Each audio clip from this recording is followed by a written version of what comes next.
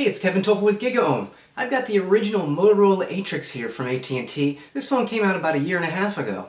It was pretty nice when it came out, but nowadays, phones are looking a little bit better and more powerful. We've got the Atrix HD. Literally, this just arrived a few minutes ago. I've barely taken a look at it. I'll have a full review, but I wanted to show you what we got inside the box and what else this came with, and talk about some of the features of the Atrix HD.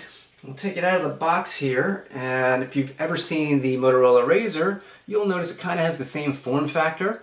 It's got that bump out back there for the camera. I'm still not a fan of that, but they really pack a lot of the ports and such at the top there. You've got your camera, speaker, and ports up here. So I can sort of understand that, and it kind of, you can tell which end is up, I guess. Makes it a little bit easier if the phone's in your pocket.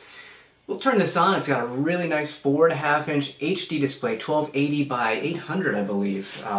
Super nice. I'm sorry, it's 720. Just realized that. 1280 by 720, same as my Galaxy Nexus, which I have right here, and you can see they're pretty much the same size, give or take. We don't have the bump out on the Nexus, but same as the Galaxy S3. Again, thinness-wise and width-wise, all pretty comparable, So we've also got, let me unlock the phone here, we've got this Qualcomm dual-core 1.5 gigahertz processor in there.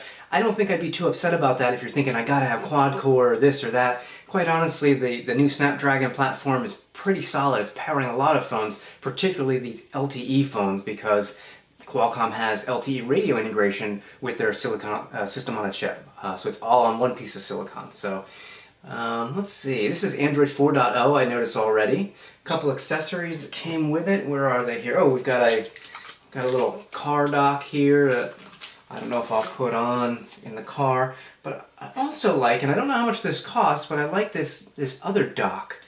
And you can see right here that it has ports, the mini HDMI and micro USB, which coincide with the same ports on the phone here at the top.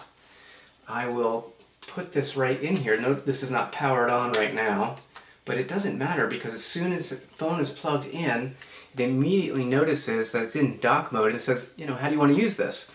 Options are Office for dock calling, Bedside, which is a full-featured alarm clock and music, charge only, and others, press to show download dock applications. So you can have different docks, which is kind of handy. I kind of like that. So let me just go to the bedside one, and yep, we get our typical clock there, and then we can play music. Yep, we've got a play icon right there. On the back side of the dock is the same ports going in, the HDMI and USB, as well as a speaker jack. I noticed there was a speaker wire, and I wonder if you have to plug that into the headphone jack of the phone back here to make the sound and music come out. I don't know. I'll check that from my review, of course. So let me take this back out.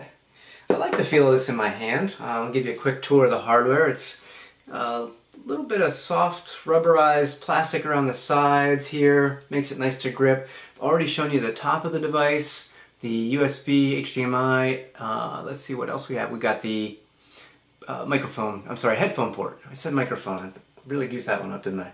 On the left side of the phone, we've got the power button and the up-down volume rocker. Bottom has nothing. Left side has a little door here, and if I pop that open, I believe that's my SIM card slot and micro SD card slot, which it is. It's all very thin. If you like a thin phone, it's right up your alley, I'd say. Back side, we've got that Kevlar back, as well as the 8-megapixel camera there. And we've got one flash or two, just the one. It's kind of hard for me to see on the camera.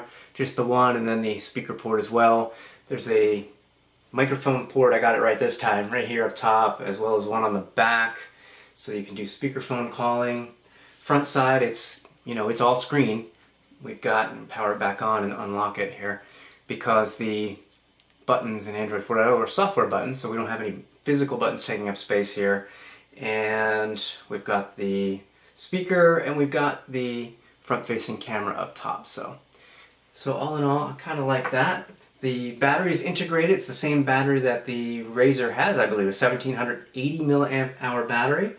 We've got a whole bunch of features here that Motorola has customized for Android 4.0. Like they've got their custom widget up top with time, and you can do billing on that for your AT&T account. Battery life, it says 63%. There's weather. Let me go to the apps and let's see if we've got any specific. Well, we've got some AT&T apps, of course. The code scanner, family map, navigator, ready to go. Smart Wi-Fi. Whew, 5 or 6 apps there. Smart actions. This is something unique. I haven't set it up yet on this, but you can configure or automate different actions for the phone based on different times, locations, all sorts of things. So I will play with that as well. Can't really speak to the performance of the phone, but again, the 1.5 dual-core, 1.5 gigahertz dual-core Qualcomm Snapdragon, that's a mouthful, has been performing pretty well in most other phones. So I'm not too worried about that. Looks like we've got the browser. Okay, that's a browser icon, shortcut. Not a shortcut, bear with me. Oh, let's see.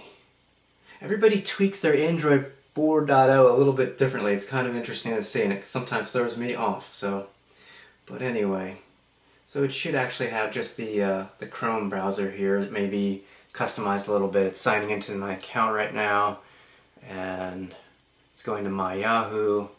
Let me just see in the settings. Yep, this is definitely the Chrome browser. I can tell by the settings in here because we've got the request desktop site option, safe for offline reading. So obviously it's not a custom browser, it's just the Chrome browser, which is outstanding on Android 4.0. Go into the settings real quick. Yeah. You see some more customizations in there in the icons from Motorola. That's no big deal.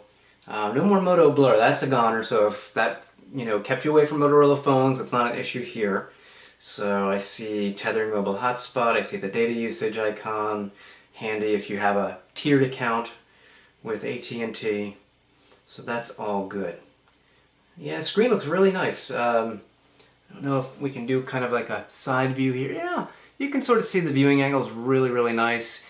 I don't really see individual pixels. Is it a pen tile display and all that? I don't know. It doesn't matter to me because I can't tell the difference. But I can tell you that I don't see any individual pixels here. 1280 by 720. It looks really, really good in a 4.5 inch screen. I think that works out to like 330 pixels per inch, which is pretty darn good. So memory-wise, we already said we've got the expansion card, so you can, put in a 32 gig micro SD card. Let's see, what does it come with? It comes with 8 gigabytes of RAM. I remember memory. I remember reading about that. There's a gig of memory, and then there's 8 gigabytes of storage, which I think is kind of on the low side. Not a problem if you've got that micro SD card slot, but these days I personally can't get away with anything less than 16. Even if I offload a bunch to the cloud, I want to have some stuff local to me. So, so that's something to consider. And 1080p video capture and such, image stabilization. So I'll put it through its paces, but I mean that's essentially a quick look at the Motorola Atrix HD for AT&T. Pretty nice so far. Pretty nice so far. It's feels a little wide in my hand, and yet if I look at my Nexus, you know what? It isn't any wider at all. So I suspect it's because the Nexus has rounded corners, whereas the edges are slightly rounded, but it's still kind of squarish if you take a look. The entire thing is very rectangular, so it may just be that aspect of it, I don't know. All in all, very nice. I definitely want to play with this dock some more. There is no Motorola lap dock for this, and Motorola has already said, you know what, we don't plan to introduce it for this. It's not something that we want to do because this device's price point is relatively low. It's $99 once this hits AT&T with a 2-year contract, of course. I would have to guess it's probably $599 without a contract, maybe $549. We'll see what AT&T does. But for $99, if you just solely look at the hardware and the software that you're getting, because Android 4.0 is fantastic in my opinion, you're getting a very compelling phone that's going to last you, I would hope, throughout your contract. This is pretty solid. Next year or late this year, we might see some new chip advances that will really help make use of more cores and better architecture to make the phones even faster.